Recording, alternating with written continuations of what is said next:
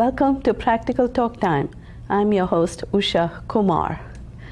I have with me here today Bruce Zboray and Matt Kay. Bruce is here to talk about kinesiology and introduce us to the subject and to whatever he's doing in life with this kinesiology.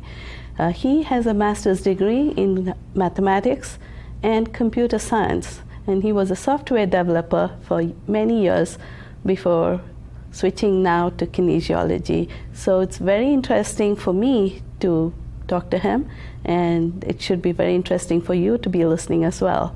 So please join me in welcoming Bruce. Bruce, welcome to the show. Well, thank you very much. I'm happy to be here. And Matt, welcome to you. Thank you for having me. Bruce, you had such a different career before. What made you come to kinesiology?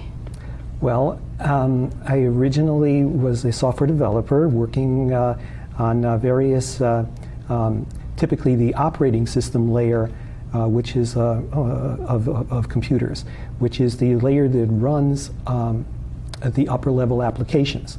I had done this at a time-sharing company for many years, and then after that at a company in Stanford called Aperture, which made a product which me and another person and maybe four other people worked on that major financial institutions use even today, including huge banks and huge financial brokerages. Oh, I see.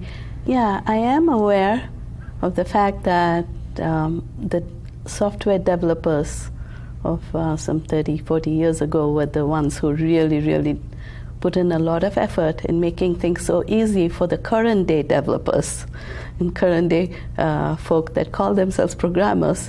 Basically they do cut and paste or just drop in, click and drop in whatever they are doing. But you guys did the original real programming stuff. You had to know the logic, and you had to know the architecture behind it, right? That's absolutely true. The original pieces of work were done at the layer where we would actually be presenting many virtual machines on a real machine. And so, first of all, in terms of just idea-wise, it's an interesting topic because it lets you create things out of reality, outside of reality that normally aren't there. And this was done in the 1970s. So being able to make virtual machines and having them have properties, unusual properties that even went beyond normal machines, sort of was taking the real world and actually bringing it forward into sort of a higher level of what you could do. So for example, the virtual machines could talk to one another, whereas the normal real machines had great difficulty doing that, certainly at that time before the internet had been made public. The internet had been there for a long time, but very archaic and difficult to use. It was typically, you had to be a Unix programmer, which was a very foreign kind of language for many people, no user interface other than typing in obscure commands. So at that time, a lot of things were in progress, but a lot of the people at that time were very forward-thinking, even at that time. The people I worked with were truly brilliant. They were brilliant, and they were creative, and they were technically astute in all kinds of ways. So I enjoyed that very much, and so we ended up, further down my career, I worked on groupware, which was we were in a startup company. I was in a startup company to help introduce ways of using computers easier, because the user interface has always been a challenge, and I believe to this day is still a challenge. Even with phones and things, I hear my daughter and son, they complain about this won't work or that won't work, I can't figure this out. The user interface is a very difficult part of the computer world. And to get that right and to really understand what to do is very difficult. So you worked in a field that is so heavily logic-oriented. And it's a very scientific subject, right? And you did math. So from there, how did you come to kinesiology? This has to do with energy, and a lot of times energy work is done by people that are so far removed from the computer field. I mean, at least that's the general perception or general thinking. So how did you get introduced to it, and what do you find in this energy work that is so fascinating to you? Okay. Well, what happened was, so originally a lot of the work with the computers was fascinating. But then after a while, because I've worked in the field for 40 years, and so after a while it became boring, to be honest with you. And so what happened was it was more like going to work every day. By maybe in the 1990s, by then I was married and had 2 children, and the time away from them was wearing on me. And so maybe in the 1990s or so, I ended up with a heart problem. Where did you live at this time? Where did you live at this time? I lived in Trumbull, Connecticut. Okay. And so it was a... And where did you work? I worked at that time in Trumbull. There was at Corporate Park in where today there's a Home Depot over there. I see. And there we were working on a groupware product, and we had a fantastic product. However, because of a problem in the marketplace, the platform that we had chosen, we wouldn't go forward in the market because of a decision that Microsoft made not to support the IBM platform they had been using. So that affected me greatly because we were going to change the world with this, and so the combination of the children, being away from them and my wife, and just feeling like, gee, where do I go from here? I ended up with a heart problem. And so I had several incidents, maybe 3 or 4 incidents. I had to have procedures done on the arteries of my heart. And I was in Nature's Path one day looking for vitamin E because I suddenly changed my diet, and I started exercising, and I was trying to avoid all kinds of oils totally, which was a mistake. And so, because the body does need many fatty oils. That is absolutely true. And I didn't know that. And I was in Nature's Way, and I was looking for powdered vitamin E. I mean, I had gotten to that point where I didn't even want vitamin E to be in an oil form. And I met someone there who was a clinical nutritionist who studied kinesiology, was practicing a form of kinesiology called total body modification, which not only tests but also corrects various kinds of energy imbalances. And he said to me, "What is it again? Total?" It was it's called total body modification. Total body modification. Yeah, it's called TBM. What is that? That is just a test? It's a combination of testing various energy points on your body, and if they're weak, the corresponding correction to make that strong again. And so there's a very large manual, and you can learn this. You can learn these techniques. Typically, chiropractors do them.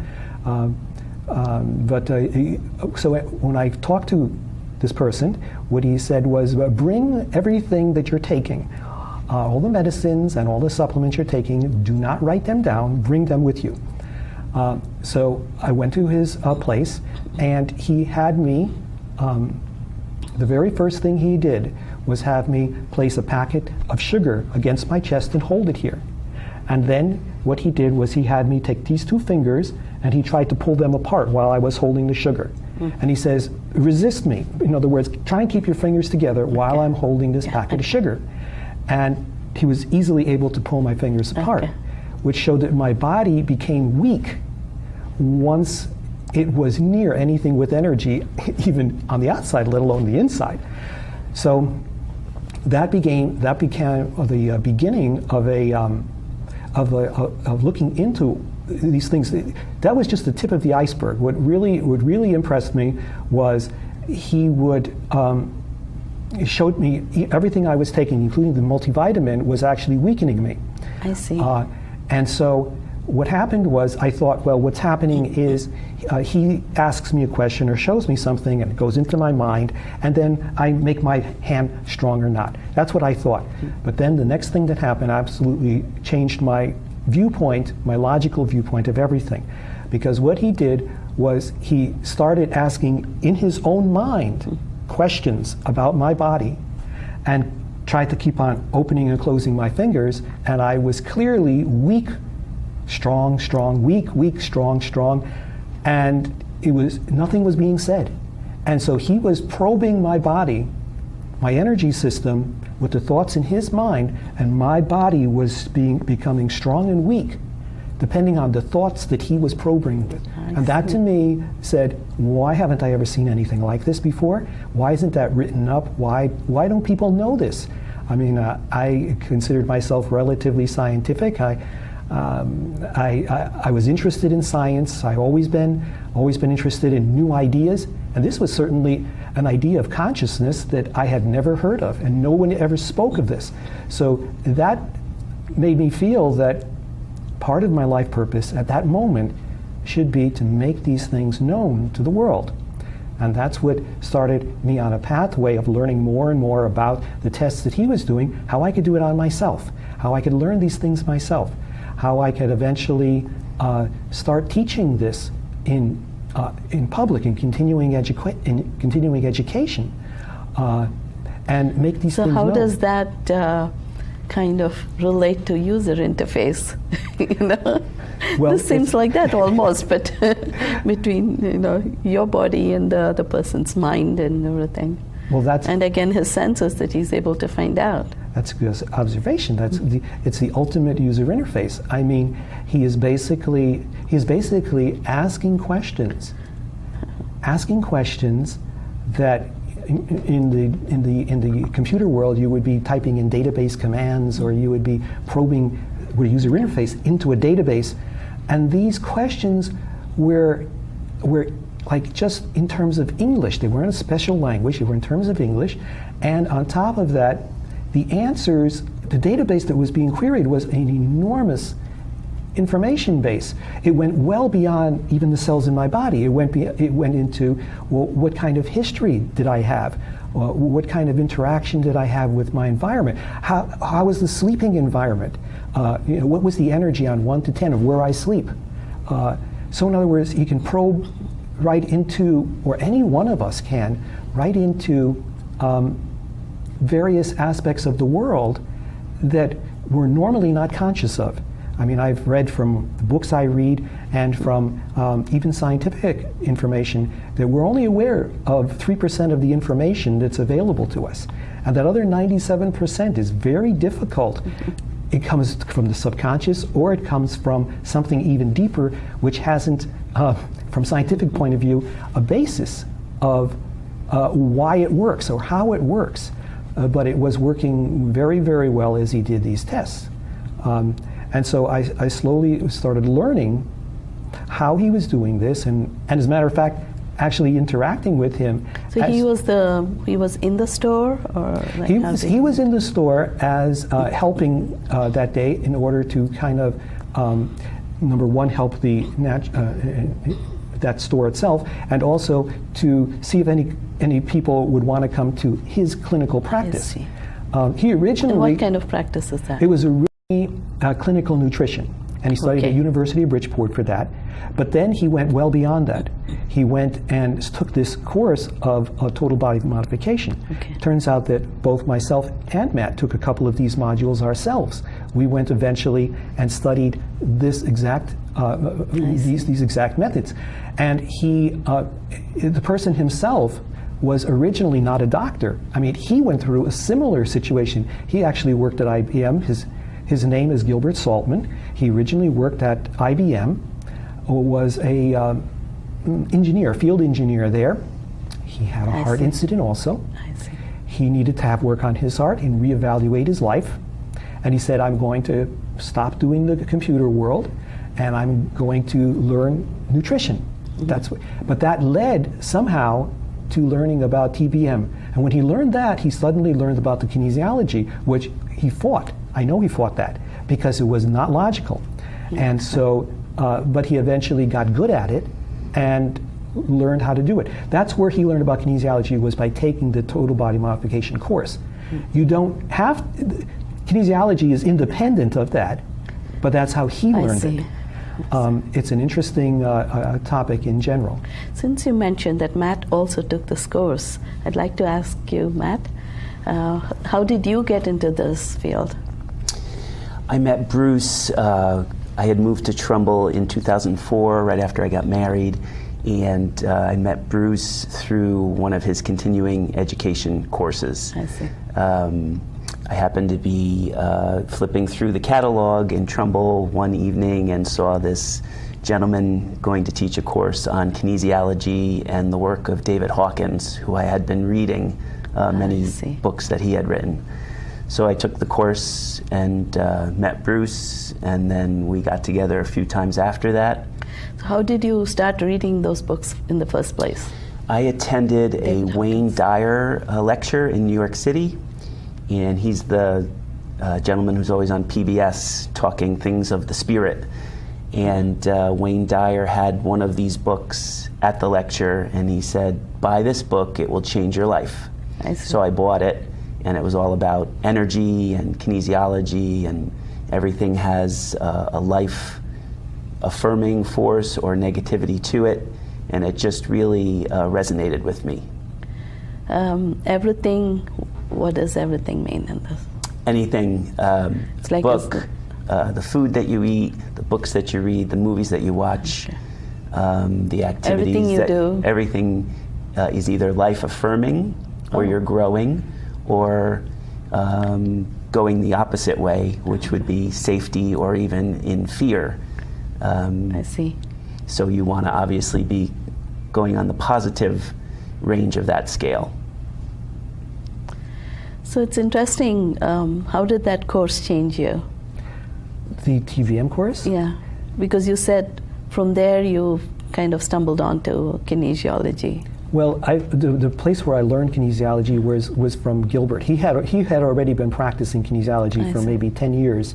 He had his incident much earlier than mine, and he had changed his lifestyle quite a bit. So I had actually been going to him in order to prevent any further problems with my heart and circulation. And so, because that's what he was doing, he was actually helping people readjust their energy system.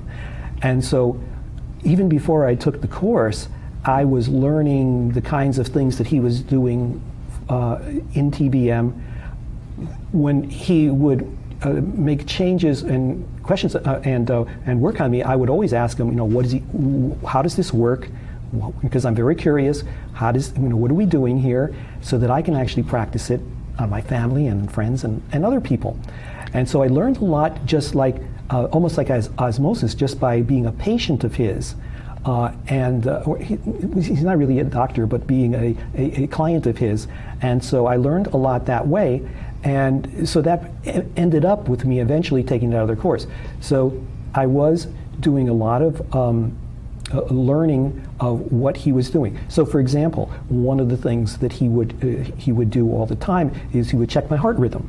And to check the heart rhythm, the methodology is you go like this, and then you test if your body is strong or weak. Okay, so that's one way. Another way is to check your circulation, which is to put your fingers here, and now that tells the body you're probing it for the circulation. And so now if you're strong, your body is strong, it will say your circulation is good, and if it's weak, then what would happen is Gilbert would try, either you could do it several ways, either find a remedy, a bottle of something that would help. For example, Standard Process makes a tremendous number of these bottles of remedies, one of which is something like Beta Food, which is good for the heart. There's another one called Cardio Plus, which is good for the heart. There's a lot of them like that. So I would hold that against me. He would do the test again, hold that against me, and now see if that actually made me strong. And so then he'd say, okay, good. So what you're going to do now is you're going to start taking this stuff, and then he'd find the dosage. He'd say, okay, so and he'd count out on my body how many of these pills I need, let's say today, and then for how many days after this. So he'd be able to actually find the dosage also. And so I started doing this with my own medicines, my own supplements. I see. What is kind of fascinating here is that you mentioned that now we're not dealing with regular doctors that are trained or certified here. And these are all, I'm assuming, alternative modes of healing yourself. But for that matter, even at home, I think we learn a lot of how to take care of ourselves from our parents and from our family members and from our social groups, I think. Right? And sometimes these self-healing methods, I wish we had some kind of scientific way to show that they work or they do not work. Then it'll be more interesting for general public to be convinced. That's true. That's true. And part of the kinesiology, I found, helps with that. Because what it does, it gives you something to actually measure. It says we're going to measure the strength of certain muscles in your body. I mean, what kinesiology means is the study of movement. That's what it literally means, the study of movement. And what it's translated into is a very interesting property that a person's body, which for some reason not completely understood, becomes strong if in the presence of anything life-affirming or true. And so not only are the muscles strong, but so is the immune system, the neurotransmitters, the brain waves, every part of the body, suddenly the hormonal system, all kind of the circulation, everything becomes strong. Yeah, what do you mean they get strong? Does it mean like you feel more energetic? Or is it an actual strength of your muscles? Yes, like, it's an what actual is strength. So, for example, one of the very first ways, as I said, that Gil was using, there's actually a self-test, which fascinated me greatly because it meant I didn't depend on another person to be with me when I wanted to make a test. And so, the easiest way to do a self-test is you take the opposite hand of what you write with.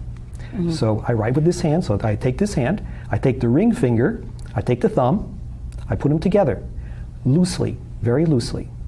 And then I use the pointer of the other hand to try and break that loop. Mm. If what happens in my presence is very strong, then I will have trouble breaking the loop because my fingers will want to stay together. Notice I'm not pushing real hard, I'm just lightly holding them together. So if I say, my name is Bruce, I want to pull back. See, and if I say 2 and 2 are 16, I can pull it through. And so it takes a little bit of practice to get the right pressure. In other words, if you hold it really tight and I say 2 and 2 is 16, I'm never going to come through. Unless I'm thinking of something drastically awful, like the Vietnam War or something, and then even then I can pull through. Okay. So the idea is to be very sensitive, and it's the idea that the truth strengthens us. Yes. Rather than the negative weakens us. It's sort of the negative is an absence of something good. Yes. And so I actually become my muscles will actually be stronger if I see something if something truthful is said. Yeah, so to simplistically define kinesiology, the kind of work that you're involved in, how would you define it? We only have a couple minutes. I would say that it's using the muscles of your body in order to determine if something is truthful or not, and to use it to make choices. Because when you make a choice, you often one way is the right way subconsciously to you, and the other one isn't, and so you can delve down into that layer by using your muscles to actually bring up that lower layer. So kinesiology is using the muscles of your body to determine truthful statements. Why is it important to determine the truthful statements? Because a lot of times we've been told things only because that's the way it's always been and never questioning it. Yeah. That's one thing I could not stand with computers. People would just do things the old way and never question it. And so sometimes you want to question things, number one. And number two, things that we cannot see, there as not yet really an instrument that can see the energy that is really out there and testable. And so we can actually test the energy as to see what's healthy for us, if nothing else. Energy meaning the energy inside us, or the energy outside, the energy of everything around us? For example, if I say the room where I sleep, and I just think of the place where I sleep, I'm strong, which says that means on 1 to 10, the room where I sleep is 1, 2, 3, 4, 5, 6, 7, 8, 7, 8. So it's 7, I'm strong, 8, I go weak. So on 1 to 10, it's a 7. Where I live right now, if I go to sleep, it's a 7 out of 10. I could do a little better in the room by moving things around, but it at least tells me that when I go to sleep, I'm going to get a restful night's sleep. If the room had a 0 or even negative, that would say something drastic I really should be changing something, because 8 hours in the same place with something negative is not a good thing for a person's health. How can it rest? How could they be restful when they're fighting something? Maybe it's electromagnetic waves in the house. Maybe it's the position of the furniture. Maybe it's the maybe it's the arrangement of where the bed faces and the what door. you have in the bedroom, the things and the everything things, else. the electromagnetic the things, equipment. the light, the noise, whatever else that's there. That's true.